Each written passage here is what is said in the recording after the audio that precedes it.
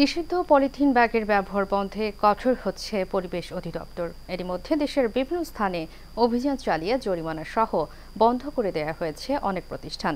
পলিথিনের ব্যবহার বন্ধ করে বিকল্প ব্যাগ ব্যবহারের পরামর্শ পরিবেশ অধিদপ্তরের। সঞ্জিদা হকের রিপোর্টে থাকছে বিস্তারিত।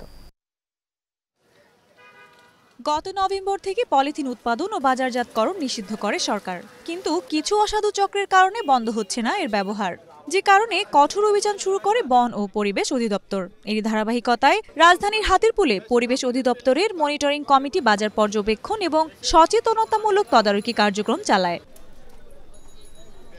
এ সময় পরিবেশ অধিদপ্তরের অতিরিক্ত সচিব জানান, পলিথিন উৎপাদন ও বাজারজাতকরণ বন্ধে কঠোর অভিযান অব্যাহত থাকবে। এছাড়া বিকল্প ব্যাগ ব্যবহারে জনসাধারণকে উৎসাহিত করা হচ্ছে বলেও জানান তিনি। ক্ষতিকর পদার্থটি যেটি পরিবেশের মারাত্মক বিপর্যয় ঘটাচ্ছে সেটি বন্ধ করবার জন্য আমাদের মাননীয় উপদেষ্টার নেতৃত্বে পরিবেশ, বন ও জলবায়ু পরিবর্তন মন্ত্রণালয় আমরা ব্যাপক কর্মসূচি গ্রহণ করেছি। সেই কর্মসূচির আওতায় দুটো প্রক্রিয়া চলছে। প্রথমত সচেতনতামূলক কর্মসূচি এবং এনফোর্সমেন্ট কর্মসূচি। এদিকে সাধারণ মানুষ ও ব্যবসায়ীরা বলছেন, শুধু অভিযান পরিচালনা করলেই সমাধান হবে না। পলিথিনের উৎপাদন বন্ধ সহ স্বল্প মূল্যে বিকল্প ব্যাগ সরবরাহ করা হলে নিয়ন্ত্রণ করা সম্ভব হবে এই পলিথিনের ব্যবহার। পলিথিন যে নিষিদ্ধ হয়েছে এটা খুব ভালো হয়েছে, কারণ তো পলিথিন তো আমাদের পরিবেশের জন্য খুবই এটা একটা বিষাক্ত জিনিস বলা যায়।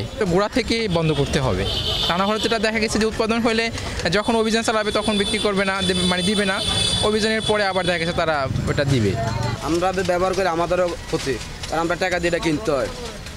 পলিথিনটা আপনি যেখানে উৎপাদন হয় ওইখানে যদি বন্ধ করে দেয় তাহলে সবচেয়ে মনে করেন বেটার।